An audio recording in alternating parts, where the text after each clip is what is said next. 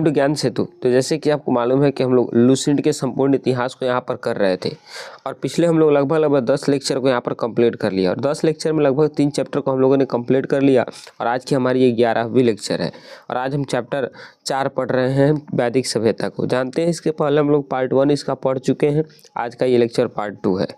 तो यदि आप किसी भी कॉम्पिटिटिव एग्जाम की तैयारी कर रहे हैं तो ये सेशन आपके लिए बहुत ही बेहतरीन है। तो चैनल को सब्सक्राइब करके बेल आइकन को दबा लीजिए ताकि जो भी यहाँ पर वीडियो पोस्ट करी जाए पहले ही आपको नोटिफिकेशन मिल जाए। तो चलिए हम वीडियो को शुरू करते हैं। किताब अपना निकाल लेंगे लुसेंट की। हाँ जी, तो अब किताब निकाल लेंगे पेज नंबर 7 को। पेज नंबर आप 7 निकालेंगे। यहाँ से हम शुरू कर रहे हैं पेज नंबर 7। हम शुरू कर रहे हैं यहाँ पर वैदिक काल के देवता के बारे में। हम आपको बताए थे वैदिक पीरियड, जो कि आपको बताए थे 1500 BC से लेकर के 600 BC तक की पीरियड थी और इस पूरे पीरियड को 2 पार्ट में बांटा गया था, उत्तर वैदिक काल और आपकी ऋग वैदिक काल। तो ऋग वैदिक काल किसको कहा जाता है? तो 1500 BC से लेकर के जानते हैं 1000 BC तक को बोलते हैं आपका ऋग वैदिक काल, और बाकी 1000 BC से 600 BC को बोलते हैं उत्तर वैदिक काल। तो हम यहाँ पर ऋग वैदिक काल के प्रमुख देवता के बारे में पढ़ रहे हैं कि इसमें कौन कौन से देवता थे। तो सबसे पहले याद रखेंगे इंद्र। 1 मिनट रुकेंगे जरा, ठीक है। इंद्र जिसको युद्ध के नेता एवं वर्षा का देवता कहते थे वो लोग, और इनकी पूजा करते थे। फिर अग्नि देवता एवं मनुष्य के बीच की मध्यस्थता ये लोग करते थे। वरुण, इसको पृथ्वी एवं सूर्य के निर्माता ये लोग मानते थे। समुद्र का देवता मानते थे। विश्व के नियामक व शासक मानते थे। सत्य का प्रतीक मानते थे। ऋतु परिवर्तन व दिन रात का कर्ता मानते थे। किसको? वरुण को। फिर उसके अलावा धौ, आकाश का देवता इसको मानते थे। फिर सोम, वनस्पति का देवता। उषा, प्रगति एवं उत्थान का देवता। आश्विन, विपत्तियों को हरने वाले देवता ये मानते थे। पूषण, पशुओं का देवता मानते थे। और विष्णु, विश्व के संरक्षक एवं पालनकर्ता के देवता। और मरुत, आंधी तूफान के देवता। यानी इतने सारे देवता को ऋग वैदिक काल के लोग मानते थे और इनकी पूजा भी करते थे। जैसे हमने बात किया था आपसे हड़प्पा सभ्यता में, तो वहाँ पर हमने बात किया था आपसे कि वो लोग मातृभूमि की पूजा करते हैं। किसकी? मातृभूमि की। इसके अलावा वो लोग पूजा करते थे प्रकृति की। इसके अलावा वनस्पति की, इन सब की पूजा करते थे। अब आएंगे नीचे, पेज नंबर अभी 7 ही चल रही है। उत्तर वैदिक काल में हल को सिरा व हल रेखा को सीता कहा जाता था। हल को सिरा कहा जाता था और उस रेखा जो खींची जाती है उसको सीता कहा जाता था। उत्तर वैदिक काल में निष्क और शतमान मुद्रा की इकाइयाँ होती थी, समय चलती थी। सिक्कों के चलन का कोई प्रमाण यहाँ पर नहीं मिलता है, क्योंकि यहाँ पर भी वस्तु विनिमय प्रणाली देखने को मिलती थी। कौन सी? वस्तु विनिमय प्रणाली, ध्यान में रखेंगे। सांख्य दर्शन भारत के सभी दर्शनों में सबसे प्राचीन है और इसके अनुसार मूल तत्व 25 है, जिनमें प्रकृति पहला तत्व है। उसके अलावा सत्यमेव जयते मुंडकोपनिषद से लिया गया है और इसी उपनिषद में यज्ञ एवं तुलना फूटी नाव से की गई है। तो इसको आप हाईलाइट करेंगे, सत्यमेव जयते किस उपनिषद से लिया गया है? मुंडकोपनिषद से। अच्छा, एक मांडूकोपनिषद भी होता है, मांडूकोपनिषद, ध्यान में रखेंगे। ये सबसे छोटा उपनिषद है, सबसे छोटा उपनिषद मांडूकोपनिषद, ध्यान में रखेंगे। इसके बाद ईसा पूर्व 2री सदी में राजाओं के उपयुक्त यज्ञ वेदी बनाने के लिए आप स्तंभ व्यवहारिक ज्यामिति की रचना की जाती थी। इस समय भी वेदियाँ बनती थी। इसके बाद गायत्री मंत्र सवित्री नामक देवता को संबोधित है, जिसका संबंध ऋग्वेद से लिया गया है और लोगों की आर्य बनाने की विश्वामित्र ने गायत्री मंत्र की रचना करी थी। और आप मेरे को एक क्वेश्चन बताएंगे गायत्री कमेंट में इसका कि गायत्री मंत्र का उल्लेख किस मंडल में है? गायत्री मंत्र का उल्लेख किस मंडल में है? इसका आंसर आप मेरे को कमेंट बॉक्स में बताएंगे। अब सुनेंगे, श्राद्ध की प्रथा पहल दत्तात्रेय ऋषि के बेटे निमि ने शुरू की थी। जो श्राद्ध होता था मर जाने के बाद, कौन शुरू किए थे उसको? तो ध्यान में रखेंगे, श्राद्ध की प्रथा पहले दत्तात्रेय ऋषि के बेटे निमि ने शुरू की थी। उत्तर वैदिक काल में कौशाम्बी नगर में प्रथम बार पक्की ईंटों का प्रयोग किया गया है, इसका साक्ष्य मिला। इसके अलावा महाकाव्य 2 हैं, एक महाभारत और एक रामायण, 2 महाकाव्य हैं। महाभारत का पुराना नाम जय संहिता है, आप इसको हाईलाइट करेंगे कि महाभारत का पुराना नाम जय संहिता और विश्व का सबसे बड़ा महाकाव्य है ये। उसके अलावा गोत्र नामक संस्था का जन्म उत्तर वैदिक काल में शुरू हुआ है। गोत्र बहुत की आप जानते होंगे अब गोत्र के बारे में कि बहुत ऐसे जातियों में गोत्र की पहचान करके ही शादी विवाह करी जाती है। और गोत्र एक समान अगर गोत्र रहे तो उनमें विवाह स्थापित नहीं किया जाता है एक समान गोत्र में, क्योंकि मानते थे कि एक समान गोत्र है मतलब भाई बहन के समान है। तो इस गोत्र का भी प्रचलन उत्तर वैदिक काल से शुरू हुआ। ठीक, तो ये थी वैदिक काल की आपकी थोड़ी बहुत बेसिक्स जानकारियाँ। अब आएंगे इधर दर्शन विचारधाराएं। इस समय कौन कौन से वो दर्शन होते थे और इनकी विचारधाराएं क्या थी। तो जैसे रूढ़िवादी विचारधारा, इसी संप्रदाय के वास्तविक वेदों की प्रामाणिकता पर सवाल नहीं उठाते थे। इसके अनुसार वेद मोक्ष का रहस्य छिपाए सर्वोच्च प्रकाशित धर्म ग्रंथ है। यह 6 संप्रदायों सांख्य, योग, न्याय, वैशेषिक, मीमांसा, वेदांत को खड दर्शन भी कहा जाता था।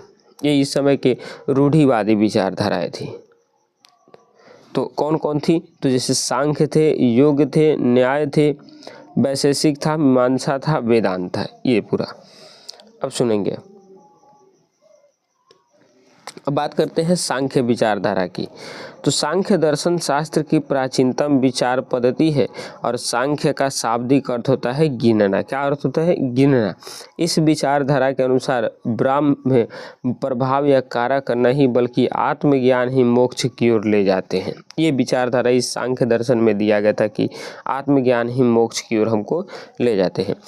यह विचारधारा द्वैतवाद में ही विश्वास रखती है, अर्थात आत्मा तथा पदार्थ दो पृथक सत्ताएं हैं और यह अवधारणा सभी ज्ञान का आधार है। इस ज्ञान को 3 मुख्य अवधारणाओं द्वारा प्राप्त किया जाता है। कौन कौन? तो प्रत्यक्ष, अनुभूति, अनुमान, निष्कर्ष। शब्द श्रवण मतलब समझिए, प्रत्यक्ष का मतलब अनुभूति से है, अनुमान का निष्कर्ष से है और शब्द श्रवण से। इन 3 विचारधारा को लेकर हम सांख्य दर्शन की प्राप्ति कर सकते हैं, अर्थात मोक्ष की हम लोग प्राप्ति हो जाएंगी। यह विचारधारा अन्वेषण की अपनी वैज्ञानिक प्रणाली के लिए भी प्रसिद्ध रही है, ध्यान में रखेंगे। अब तक अभी यहाँ से कोई भी इम्पोर्टेंट पॉइंट नहीं आई है, बस हमको कुछ विचारधारा जानना है। जैसे योग्य विचारधारा, इसके अनुसार मानव शरीर प्रयोग तथा ध्यान का प्रयोग कर मुक्ति प्राप्त कर सकता है।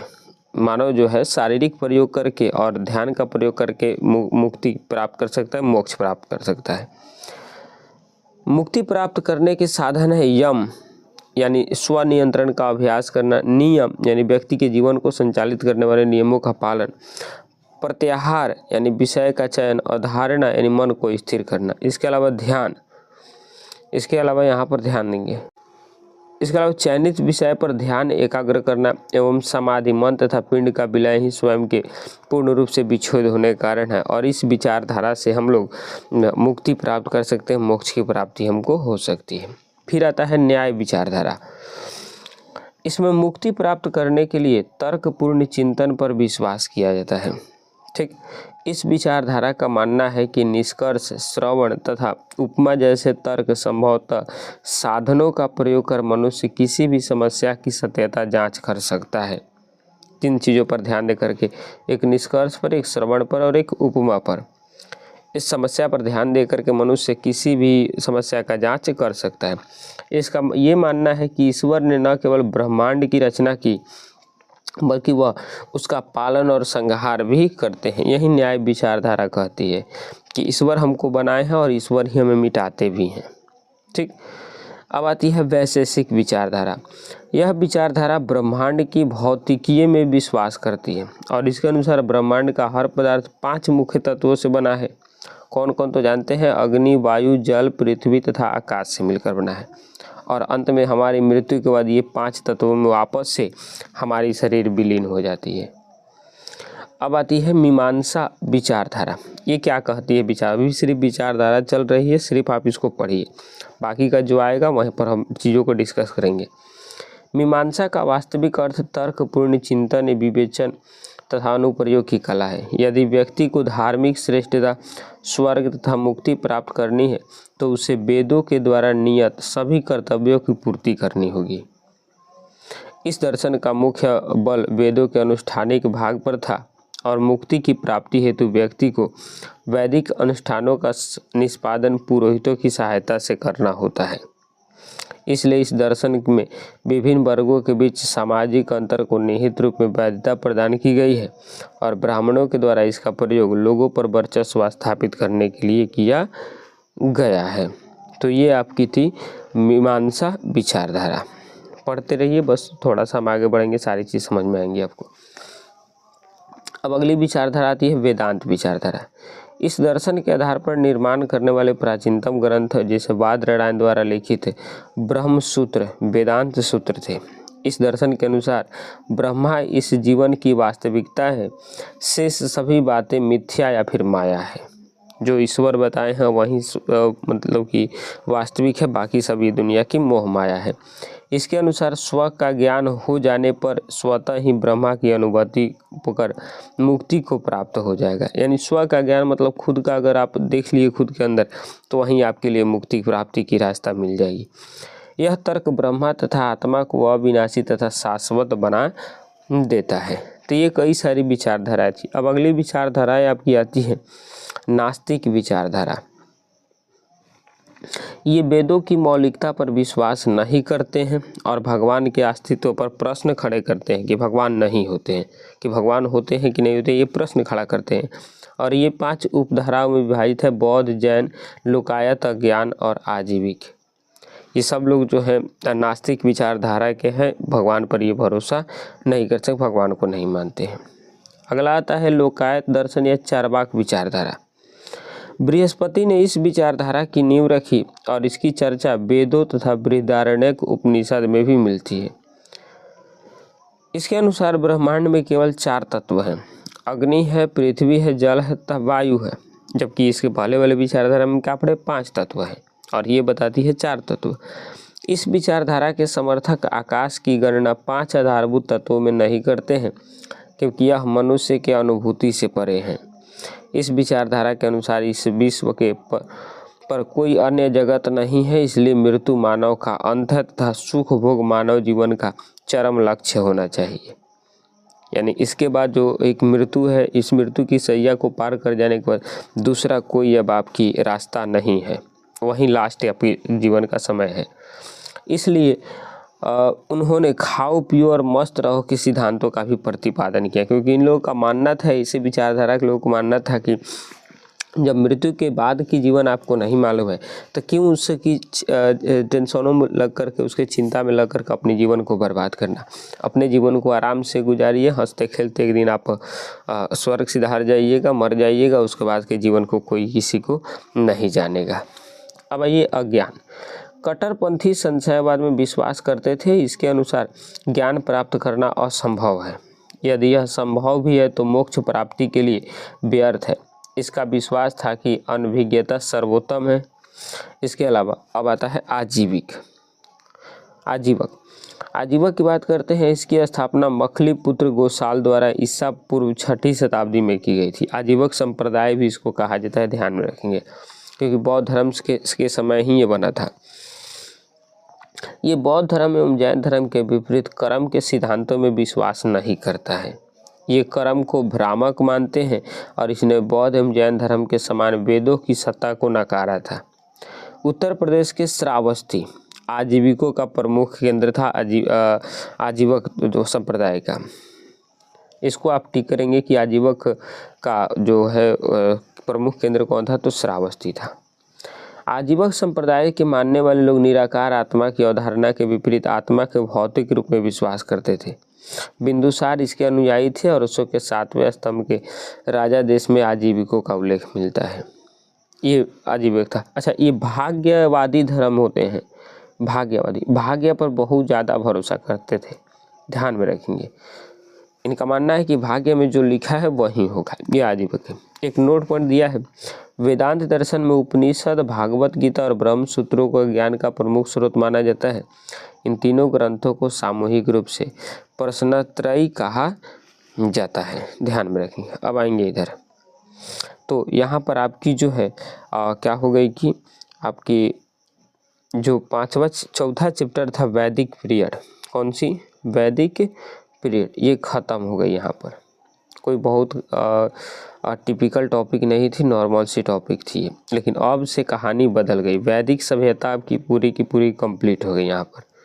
अब हम कल इसका एक क्वेश्चन सेट करेंगे, 50 क्वेश्चन का लगभग टॉप 50 क्वेश्चन जो कि आपकी एसएससी, रेलवे या फिर अदर कॉम्पिटिटिव एग्जाम्स में पूछी गई हैं। तो उन विगत वर्षों के प्रश्न पत्र को हम कल लेकर आएंगे और उनका आपके साथ हम हल करेंगे। और फिर परसों से हम शुरू करेंगे महाजनपदों का उदय, और ये सबसे ज़बरदस्त अब इतिहास की वास्तविक शुरुआत यहीं से मानी जाती है, क्योंकि महाजनपद का शुरुआत हो जाएगा और महाजनपद मतलब जैन धर्म, बौद्ध धर्म को पढ़ेंगे और तब उसके बाद से सारी चीज़ें आपकी चलती रहेंगी।